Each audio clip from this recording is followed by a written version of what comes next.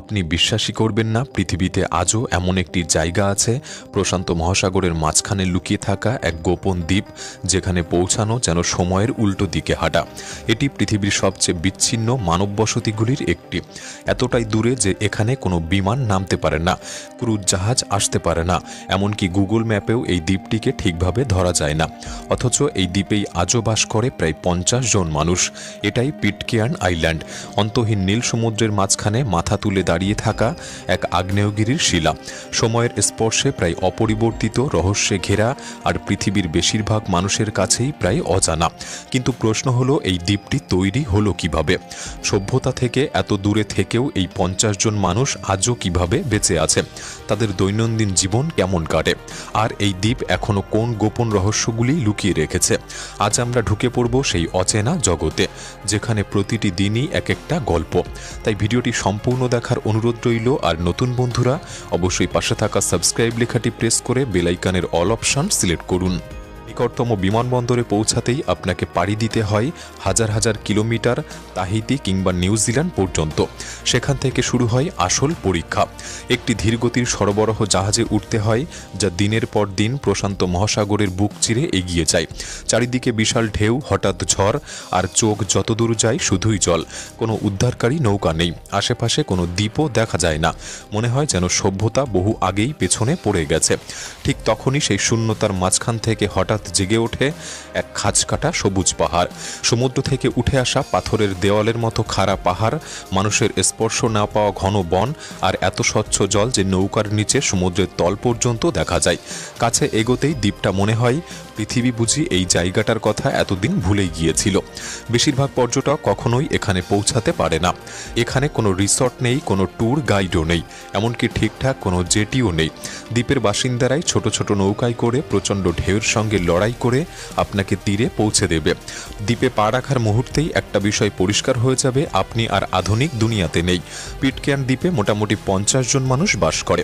পুরো দ্বীপে মাত্র 50 জন, 50টি পরিবার নয়, 50টি জীবন মাত্র। এমন একটি ছোট্ট জনসংখ্যা যেখানে সবাই সবার নাম জানে, গল্প জানে, অতীত জানে। এখানে কোনো সুপার মার্কেট নেই, নেই কোনো হাসপাতাল, এমনকি নেই কোনো পুলিশ স্টেশন। আছে মাত্র একটি স্কুল, একটি চার্চ, একটি ক্ষুদ্র পোস্ট অফিস, আর একটি জেনারেল স্টোর, যা সপ্তাহে মাত্র 2 দিন খোলা হয়, তাও যদি তখন সরবরাহ শেষ না হয়ে যায়। তাহলে প্রশ্ন হলো, এত দূরবর্তী, প্রায় বিচ্ছিন্ন এই দ্বীপে মাত্র 50 জন মানুষ কিভাবে টিকে আছে?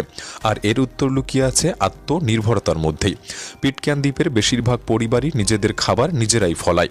উর্বর মাটিতে সহজেই জন্মায় কলা, পেঁপে, ব্রেড ফ্রুট, কচু আর মিষ্টি আলু। দ্বীপ জুড়ে মুক্তভাবে ঘুরে বেড়ায় মুরগি, সেখান থেকেই মেলে ডিম। সন্ধ্যা নামলেই পুরুষরা পাহাড়ের খাড়া কিনারায় গিয়ে গভীর নীল জলে মাছ ধরা ছিপ ফেলেন। তাজা টুনা আর ওয়াহু মাছই তাদের প্রধান প্রোটিনের উৎস। এই দ্বীপে কিন্তু কোনো প্রাকৃতিক মিঠে জলের উৎস নেই, না নদী না হ্রদ। তাই পুরোপুরি নির্ভর করতে হয় বৃষ্টির জলের উপর, যা ট্যাঙ্কে জমিয়ে রাখা হয়। এখানে জলের প্রতিটি ফোঁটার দাম আছে। খরার সময়ে স্নান করাও যেন মুশকিল হয়ে পড়ে। জল ব্যবহার করতে হয় খুব হিসাব করে। বিদ্যুৎ আসে সোলার প্যানেল আর ছোট ডিজেল জেনারেটর থেকে। যদি কোনো জেনারেটর নষ্ট হয় তাহলে বাইরে থেকে সাহায্য আসার প্রশ্নই ওঠে না। এখানে কোনো রিপেয়ার শপ নেই, নেই অনলাইন শপিং সুবিধা, নেই এক্সপ্রেস ডেলিভারি। তাই দ্বীপের মানুষ নিজের হাতেই সবকিছু নিজেরাই ঠিক করে। অনেক সময় এমন যন্ত্রপাতি দিয়ে যেগুলি তারা আগে থেকে বাদ দিয়েছে। যা কিছু স্ক্র্যাপ পাওয়া যায় তা দিয়েই আবার নতুন করে মেশিন বানানো হয়। এখানে পুরনো লোহার একটি টুকরো হয়ে উঠতে পারে জীবন বাঁচানোর উপকরণ। কিছুই নষ্ট করা হয় না এখানে, সবকিছু মেরামত করা হয় যতক্ষণ না একেবারেই অচল হয়ে পড়ছে। এত ছোট একটি সমাজে প্রত্যেক মানুষকেই একাধিক দায়িত্ব নিতে হয়। আজ আপনি কৃষক, কাল আপনি ইলেকট্রিশিয়ান, কখনো মেকানিক, কখনো রান্নার দায়িত্বে, আবার কখনো নার্স। পিটকেয়ার্নে বেঁচে থাকা মানে একা নয়, এটা পুরোপুরি একটি সম্মিলিত প্রচেষ্টা। এখানে সবাই সবার উপর নির্ভরশীল। এখানকার যোগাযোগ ব্যবস্থা আধুনিক দুনিয়ার মানুষকে সম্পূর্ণ অবাক করে দেয়। এখানে কোনো মোবাইল নেটওয়ার্ক নেই, সেল সার্ভিস নেই, আছে শুধু একটি ধীরগতির ব্যয়বহুল স্যাটেলাইট ইন্টারনেট, যেটা খারাপ আবহাওয়ায় প্রায় কাজ করা বন্ধ করে দেয়।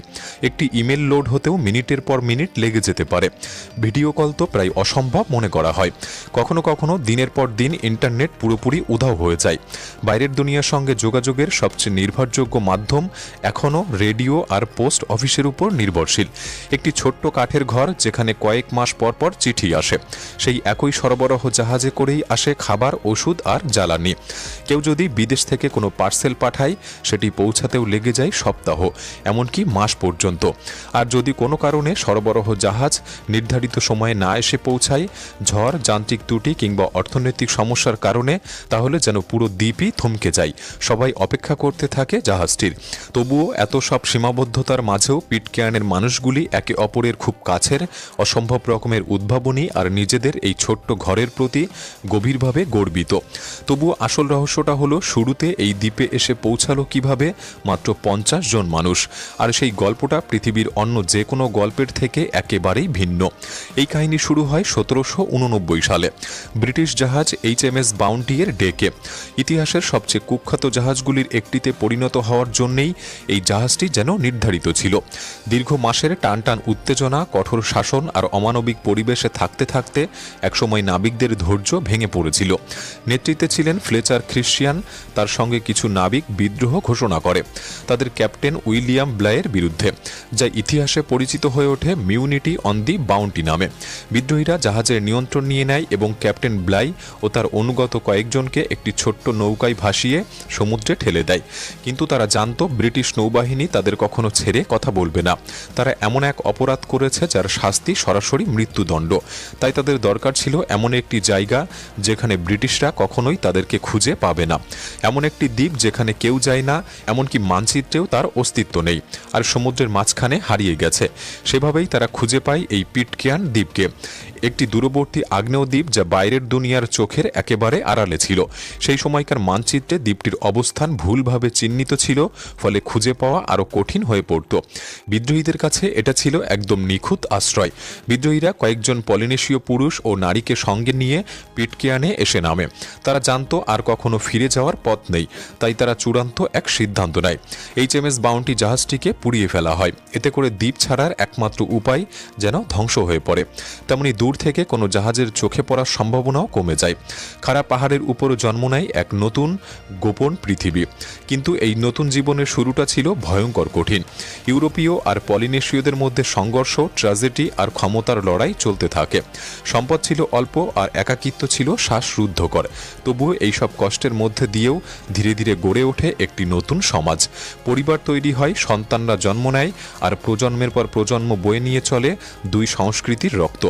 আজ পিটকেয়ার্ন দ্বীপের প্রতিটি মানুষ নিজেদের শিকড় খুঁজে পেয়েছে সেই প্রথম বিদ্রোহী নাবিক আর পলিনেশীয় নারী পুরুষদের মধ্যেই। খ্রিস্টিয়ান, ইয়ং, ব্রাউন, ওয়ারেন এই পদবিগুলি দেখা যায় প্রতিটি কবরস্থানে, প্রতিটি ঘরে, প্রতিটি পারিবারিক বংশতালিকায়। কিন্তু এই দ্বীপটির রহস্য শুধু ইতিহাসেই থেমে নেই। শতাব্দীর পর শতাব্দী ধরে দ্বীপটির অবস্থান একে লুকিয়ে রেখেছিল অভিযাত্রীদের চোখ থেকে, সরকারের নজর থেকে, এমনকি জলদস্যুদের হাত থেকে। প্রশান্ত মহাসাগরের বুকে অসংখ্য জাহাজ বছরের পর বছর চলাচল করলেও তাদের বেশিরভাগই বুঝতেই পারেনি এই একা আগ্নেয় পাথরের উপর গড়ে উঠেছে একটি সম্পূর্ণ মানব সমাজ। পিটকেয়ার্ন দ্বীপ নিজেই যেন এক রহস্যে ভরা এক জীবন্ত বই, যার অনেক পাতা এখনও খোলা বাকি। দ্বীপের খাড়া পাহাড় আর গুহার ভেতরে খোদাই করা আছে প্রাচীন পলিনেশীয় চিহ্ন, প্রতীক, অদ্ভুত আকৃতি আর আঁকিবুকি, যেগুলির অর্থ আজও পুরোপুরি জানা যায়নি। কিছু গুহার গভীরে ভূগর্ভস্থ কক্ষ, যেখানে একসময় প্রাচীন আগন্তুকরা ধর্মীয় আচার করত বা দেবতার উদ্দেশ্য কিছু উৎসর্গ রেখে যেত। প্রত্নতাত্ত্বিকদের ধারণা এই চিহ্নগুলির বয়স পিটকেয়ার্নের বর্তমান সমাজের থেকে কয়েক শতাব্দী বেশি, অর্থাৎ বিদ্রোহী নাবিকদের অনেক আগেই এখানে এসেছিল প্রাচীন নাবিকেরা। কিন্তু এখনও বহু গুহা অনাবিষ্কৃত, কখনো খুব বিপজ্জনক, কখনো খুব গভীর, আবার কখনো এতটাই রহস্যময় যে সেখানে নামার কেউ সাহস পায় না। দ্বীপের মানুষ আজও গল্প বলে, নিঃশব্দ রাতে সমুদ্রের উপর হঠাৎ দেখা যায় অদ্ভুত আলো, পাহাড় থেকে ভেসে আসা প্রতিধ্বনি যখন আশেপাশে কেউ নেই, আর শান্ত সমুদ্র থেকেও কোনো সতর্কতা ছাড়াই উঠে আসা বিশাল ঢেউ, যেন সমুদ্রটাই জীবন্ত। এই কিংবদন্তিগুলি 200 বছরেরও বেশি সময় ধরে প্রজন্মের পর প্রজন্মে ফিসফিস করে বয়ে চলেছে। কিন্তু সবচেয়ে বড় রহস্য হয়তো এটিই, এই ছোট্ট একটি জনগোষ্ঠী কিভাবে এত দীর্ঘ সময় ধরে পুরো পৃথিবী থেকে বিচ্ছিন্ন থেকেও টিকেছিল। বেশিরভাগ বসতি হারিয়ে যায়, বেশিরভাগ সমাজ ভেঙে পড়ে, কিন্তু পিটকেয়ার্ন অখণ্ড। 230 বছরেরও বেশি সময় ধরে এই পরিবারগুলি ধরে রেখেছে তাদের পরিচয়, তাদের ঐতিহ্য আর মাটি ও সমুদ্রের সঙ্গে তাদের গভীর বন্ধন। তবু আজও ভবিষ্যৎটা অনিশ্চিত। দ্বীপে এখন মোটে 50 জন মানুষ বাস করে। জনসংখ্যা ক্রমেই কমছে। পড়াশুনো বা কাজের জন্য তরুণরা নিউজিল্যান্ডে চলে যাচ্ছে, আর অনেকেই আর ফিরে আসতে চায় না। নতুন মানুষ আনতে দ্বীপ কর্তৃপক্ষ বিনামূল্যে জমি আর শান্ত জীবনের প্রস্তাব দিয়েছে, কিন্তু এই গভীর একাকিত্বই বেশিরভাগ মানুষকে ভয় পাইয়ে দেয়। নতুন জনসংখ্যা না এলে একদিন এই সমাজটাই হারিয়ে যাওয়ার ঝুঁকিতে পড়বে। কেউ কেউ আশঙ্কা করে একদিন পিটক্যান হয়ে উঠবে ফাঁকা পরিত্যক্ত এক দ্বীপ, যেখানে থাকবে শুধু ভাঙা ঘর, নীরব বন আর বাতাস ও সমুদ্রের শব্দ। তবুও আপাতত যারা রয়েছে তারা ঠিক সেইভাবেই জীবন কাটিয়ে যাচ্ছে, যেমন কাটিয়েছিল তাদের পূর্বপুরুষেরা। অদম্য মানসিকতা, সৃজনশীলতা আর রহস্যময় দ্বীপের সঙ্গে অটুট বন্ধন নিয়ে। প্রতিদিন তারা জেগে ওঠে সমুদ্রের গর্জনে, হাঁটে সেই খাড়া পথ ধরে যা তাদের প্রপিতামহরা পাহাড় কেটে বানিয়েছিল, আর প্রজন্মের পর প্রজন্ম ধরে বাঁচিয়ে রাখা জ্ঞান পরের হাতে তুলে দেয়। এই গল্প আমাদের আধুনিক পৃথিবীকে এক বিরল সত্যের কথা মনে করিয়ে দেয়। এমন একটি জায়গা যেখানে সময় ধীরে চলে, যেখানে প্রযুক্তি সবকিছু দখল করতে পারেনি, যেখানে প্রকৃতি আজও শক্তিশালী, আর যেখানে মাত্র 50টি প্রাণ এমন এক জীবন আঁকড়ে ধরে আছে যা পৃথিবীর প্রায় কেউই কখনো অনুভব করতে পারবে না। পিটক্যান শুধু একটি দ্বীপ নয়, এটা একটা গোপন পৃথিবী, মানব ইতিহাসের এক জীবন্ত স্মারক, বেঁচে থাকা রহস্য আর সাহসের উপর গড়ে ওঠা এক সমাজ। আর আজও আপনি ঢুকে পড়েছিলেন সেই দ্বীপের ভেতরেই, যেখানে আজও মাত্র 50 জন মানুষ বাস করে। এখন আপনার মতামত জানতে চাই, আপনি কি এমন বিচ্ছিন্ন একটি জীবনে থাকতে পারবেন, নাকি এই একাকিত্বই আপনার কাছে সবচেয়ে ভয়ঙ্কর মনে হবে? কমেন্টে আপনার ভাবনা জানাতে পারেন। আজকের এই ভিডিওটি ভালো লাগলে একটি লাইক করতে পারেন, চ্যানেলটি সাবস্ক্রাইব করে রাখতে পারেন। তাহলে দেখা হচ্ছে পরবর্তী নতুন একটি এপিসোডে। ধন্যবাদ।